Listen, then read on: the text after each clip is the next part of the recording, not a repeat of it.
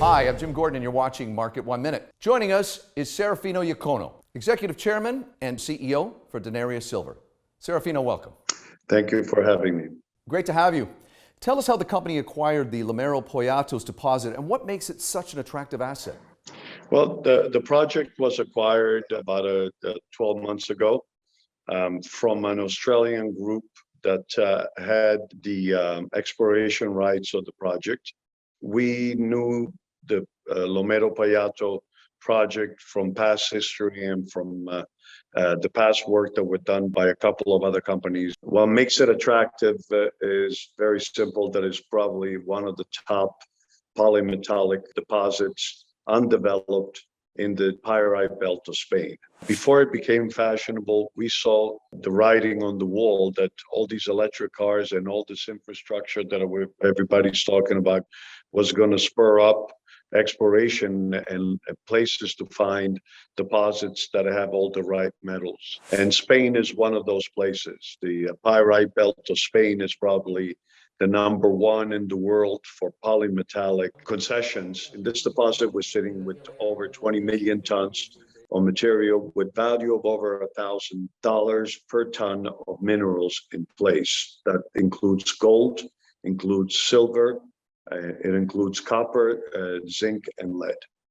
And can you provide details on the drill programs Denarius recently commenced at Lomero-Poyatos, and what are the primary objectives for 2022?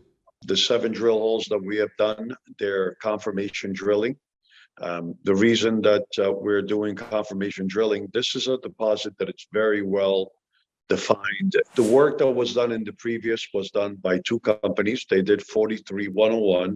But we, as a company that does this kind of thing all the time, and we develop projects, we needed to do an extra step, which was confirmation that whatever work was done in the past was done right, and that the numbers that they gave us on the 43-101 report coincide. So the first 7 drill holes have been completed.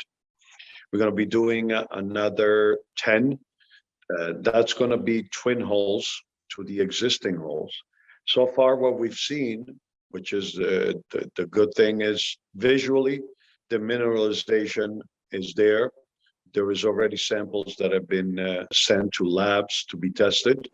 But on the visual side, where it said that there was 12 meters of minerals, we actually got 12 meters and plus. So it's actually turning out even better than the original work that was done by the previous guys. The next step is going to be the work that we're going to be doing with the lab. Once we confirm that the grades are what they're supposed to be, we'll take to the next step, which is going to be infill drilling. And then we're going to start doing 60,000 meters of drilling to take the project to pre-feasibility within the next 18 months. And who are some of these significant shareholders of the company, and how are they involved in advancing Denarius? Well, let's start with Gran Colombia. Gran Colombia Gold is the largest shareholder with 27% of the company. King Street's got 17% or 18% of the company. Myself, I'm a large shareholder of the company. I've been investing since the inception of the company in buying shares in the private placement and the market on a regular basis. We have the Fiore Group is also another large shareholder of the company, and then institutional investors. And finally, Serafino, what is the general outlook for precious and base metals in 2022? Well, you see it right now with inflation coming in. Finally, the U.S. government and the world is woken up. If you ask me, gold is at the right place. It's still the best hedge against inflation. I believe that in the new year, gold is going to start testing the 2000 again. Silver, it's also a metal that is going to be used a lot in the green technology that is going to be done. So because although it's a precious metal, it's also an industrial mineral of a lot of value for the electronics. So that's going to be part of it. The other minerals, there isn't enough zinc in the world with the current mines to produce all the batteries and all the things that the world is talking about of going green by 2050 or 2030, whichever way you want to look at it.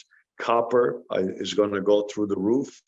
and zinc is going to go through the roof. And so are all the metals associated with this new wave.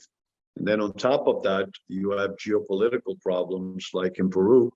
A few days ago, an attempt by the government of doing a nationalization is going to make it very difficult for people to look at minerals. Now, remember, we are in Spain. Denarius is in Spain, is in Europe. Europe is a fantastic jurisdiction. Spain is a fantastic jurisdiction and very easy to work with. So we're very happy to have this company over here. Serafino, thanks for joining us. Thank you, Jim. Thank you for having me. Hi, I'm Jim Gordon. Thanks for watching this Market 1 Minute on YouTube. If you want to keep up to date with other videos that we're putting out, you can click subscribe just below me or click on this list to see other great videos from Market 1. And thank you again for watching.